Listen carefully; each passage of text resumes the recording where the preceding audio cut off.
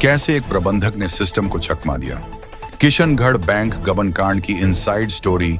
Ajmer central cooperative bank की किशनगढ़ शाखा में हुआ 3 करोड़ 51 लाख रुपए का गबन सिर्फ एक वित्तीय धोखाधड़ी नहीं, बल्कि बैंकिंग सिस्टम की खामियों की परतें खोलता है।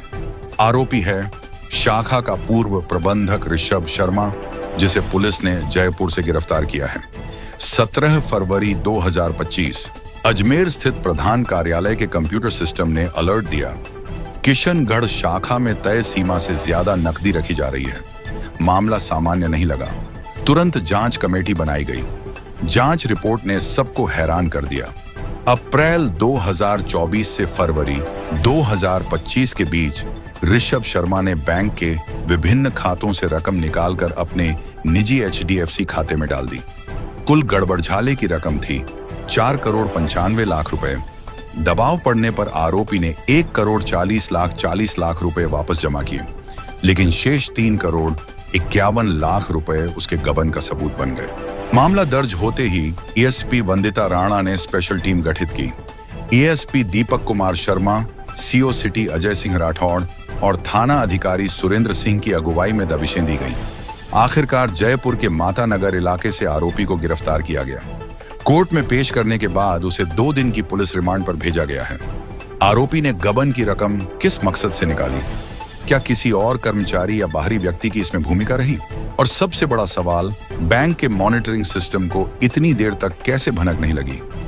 यह केस केवल एक शाखा प्रबंधक के लालच की कहानी नहीं है, बल्कि उस सिस्टम की भी कहानी है जो चाहकर भी समय पर रोक नहीं लगा पाया। किशनगढ़ जैसे औद्योगिक शहर में, जहां हजारों कारोबारी और किसान अपनी पूंजी सहकारी बैंकों में रखते हैं, यह मामला विश्वास पर सबसे बड़ा आघात है। जी सर, ये जो गबन का जो मामला है आपके संज्ञान में कैसे आया, उसकी शुरुआत कैसे हुई, कैसे तथ्य सामने आया, उसके मामले में बताइएगा।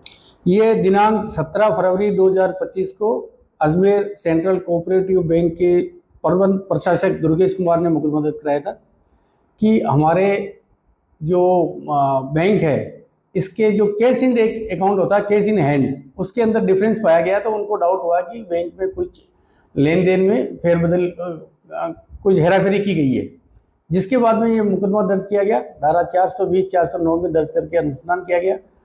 बैंक की तरफ से एक इंटरनल कमेटी बैठी, जांच कमेटी, उसके द्वारा भी इन्वेस्टिगेशन किया गया।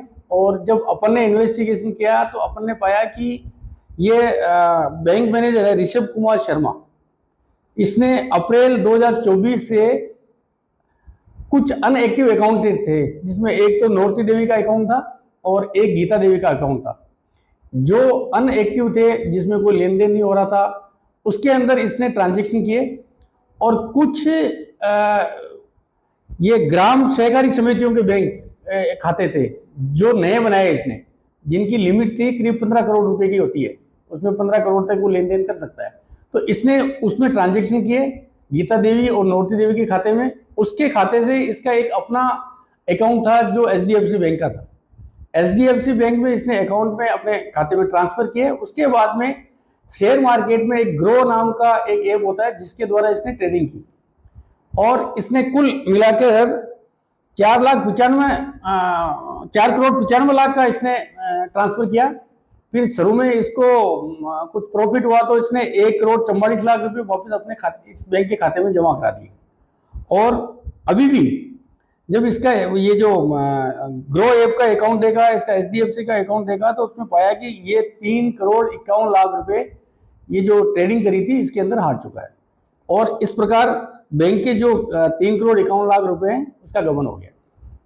जी सर, ये जो राशि जो गबन की गई थी, उसमें से कोई राशि जो है जो अपने रिकवर हो चुकी है? नहीं, अब क्यों वही कह रहा हूँ कि इसमें अपन ने स्टेटमेंट देखा है और इसके जितने भी पैसे हैं उस स्टेटमेंट में इसको इतना लॉस हो गया, 3 करोड़ और 51 लाख रुपए का लॉस हो गया। तो जिसकी अब संभावना नहीं बनती कि उसको रिकवर किया जाए। ये जो प्रकरण है सिर्फ शाखा प्रबंधक ही है या इसमें और भी कोई शामिल हो? नहीं, इसमें एक्चुअली क्या है कि ये 2 लोगों की आईडी होती थी, जिसके बाद में कोई भी ट्रांजेक्शन होता था। तो एक और इसका एक असिस्टेंट था, लेकिन वो कंप्यूटर लिटरेट नहीं था, बैंक कर्मचारी था पहले, और रिटायरमेंट के बाद में उसको संविदा पे रख रखा था। तो पूरा अनुसंधान से यह आया कि उसकी जो आईडी जो पासवर्ड थे यही एक्सेस करता था और यही मास्टरमाइंड था। इसने दोनों आईडियों का यूज करके और पूरा जो हेराफेरी की है ऋषभ शर्मा के द्वारा की गई। ये जो धोखाधड़ी से आम खाताधारक को, ग्राहकों को क्या प्रभाव पड़ा होगा उस पर? देखो, ये जो पैसा है ये नॉर्मली क्या है कि गरीब लोग जो होते हैं, जो सोसाइटी वाले होते हैं, जो ग्रामीण लोग होते हैं, उन्हीं के होते हैं। लेकिन ये बैंक अब तय करेगा कि उनका जो जिम्मेदारी है वो बैंक का लेगा या जो इंडिविजुअल जो पैसे हैं उनके ये नुकसान होगा। आगे जैसे बैंक ये फ्रॉड कर रही है, किसी प्रकार की फ्रॉड होती है, तो पुलिस प्रशासन के द्वारा क्या क्या कदम उठाए जाएंगे? नहीं, पुलिस प्रशासन तो जब संज्ञान में आने के बाद में इन्वेस्टिगेशन करता है, क्योंकि पहले तो अपन को पता नहीं चलता। अब ये इसने फरवरी 2024 से कर रखा था। इनके पास ऐसा सिस्टम है कि जैसे डेली रिपोर्ट इनके पास जाती है कि कितना आरटीजीएस हुआ, कितने की आज और कोई फंड ट्रांसफर हुआ, कितना केस इन हैंड है। तो रेगुलर इनकी क्या कि जांच होती नहीं, इसलिए ये पकड़ा नहीं गया। 24 फरवरी 2024 से लेके ये पकड़ा गया फरवरी 2025 में। जब ज्यादा हेरफेर का मामला आया, जब ज्यादा डिफरेंस आया, तब इसके बारे में पता चला।